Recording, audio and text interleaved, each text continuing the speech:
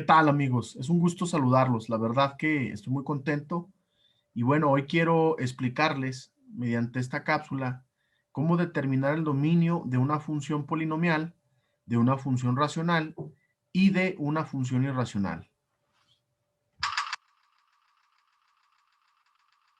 Primero que nada quiero definir o explicarles qué es una función polinomial, una racional y una irracional. Miren, este tipo de funciones son parte de una categoría llamada funciones algebraicas. Las funciones polinomiales se caracterizan porque su estructura está compuesta por un polinomio, ¿verdad? Es decir, una expresión algebraica que consta de tres o más términos. Generalmente el dominio de las funciones polinomiales pues son los números reales, ya que no hay restricciones. Al no existir raíces cuadradas o divisiones, simplemente decimos que el dominio abarcaría todos los números reales. Pero donde sí van a existir restricciones van a ser en las racionales y en las irracionales. Las racionales, pues, están expresadas bajo la forma de una división o de una fracción de polinomios. Es decir, cuando ustedes observen dos expresiones algebraicas que se están dividiendo, y esto viene incluido en una función, en una relación de conjuntos, pues se trata de una función racional. Aquí, el caso del dominio de las funciones racionales, hay que cuidar que el denominador, es decir, la parte de abajo de la división, no se haga cero. Y por último, las irracionales son aquellas que están expresadas bajo el formato de raíces cuadradas o algún tipo de raíz, pero de polinomios, ¿verdad? O de expresiones algebraicas.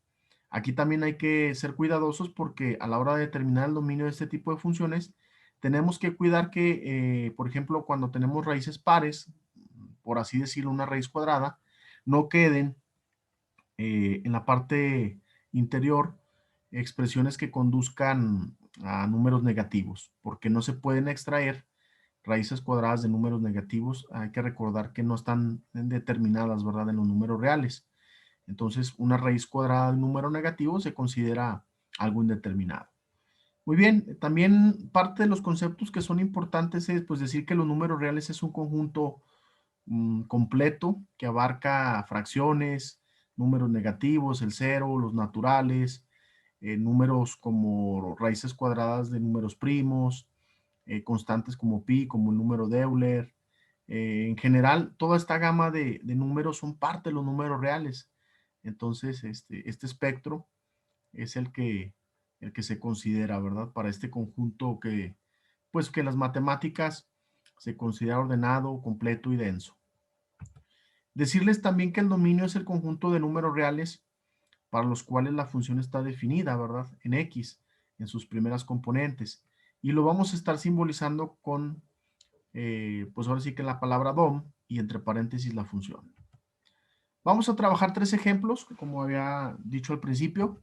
El primero de ellos es una función polinomial. Miren, tenemos y igual a x cúbica más 3x más 2. Como lo habíamos remarcado, aquí no hay restricciones, ya que no hay ni raíces cuadradas ni divisiones. Entonces simplemente decimos que el dominio serían todos los números reales. ¿Por qué? Porque la x para esta función va a poder aceptar cualquier valor, fracciones, negativos, el cero, naturales. Entonces, repito, el dominio serían los números reales. Vámonos con el ejercicio 2. Aquí ahora tenemos una función racional. ¿Por qué? Porque tenemos una división, ¿verdad? Y aparecen expresiones algebraicas en esa división. Les dije que teníamos que ser cuidadosos en este tipo de expresiones en el denominador, que x menos 3 no se haga cero. Entonces aquí yo les voy a proporcionar una técnica para encontrar el dominio sin ningún problema. ¿Qué hacemos? Pues vamos a seleccionar el denominador y lo vamos a igualar a cero. Y vamos a establecer esta pequeña ecuación de primer grado. Vamos a despejar x, este 3 está restando, pasaría al otro lado, sumando. Al sumar 0 más 3, pues nos daría 3. Quiere decir que nosotros tenemos que tener cuidado de sustituir el número 3 en esta función, ya que si yo lo sustituyo voy a llegar en la parte de abajo a 3 menos 3, pues me daría 0. Y 1 entre 0 es algo indeterminado. Entonces, prácticamente yo voy a decir que el dominio serían todos los números reales, excepto este 3 que acabo de calcular al trabajar esta sencilla ecuación de primer grado. Por lo tanto, se pueden meter negativos, positivos, inclusive el 0, pero no el 3, como bien lo marcamos, porque si lo sustituimos, pues llegamos a una división entre 0 y eso no está validado en los números reales. Para cerrar la cápsula, ya nada más vamos a ver el ejemplo 3. Aquí tenemos una función irracional. Si se fijan, tenemos una raíz cuadrada de una expresión algebraica o de un polinomio. Les decía que aquí hay que cuidar que no queden raíces cuadradas de números negativos. Por lo tanto, les voy a ofrecer una técnica para encontrar también el dominio de este tipo de expresiones. ¿Qué hacemos? Vamos a establecer una, se le conoce como desigualdad. Sabemos que 2x menos 1 debe de ser por lo menos mayor o igual a 0. Es decir, para que no quede algo negativo en el interior de esa raíz cuadrada. Una vez que establecimos esta desigualdad, repito, 2x menos 1 debe ser mayor o por lo menos igual a 0. Vamos a despejar x de esta expresión, de esta desigualdad. Este 1 está restando, si lo mando al otro lado pasaría sumando, observen. Hacemos la suma, 0 más 1 pues me daría 1. Y para que ya la x quede sola, pues le estorba el 2.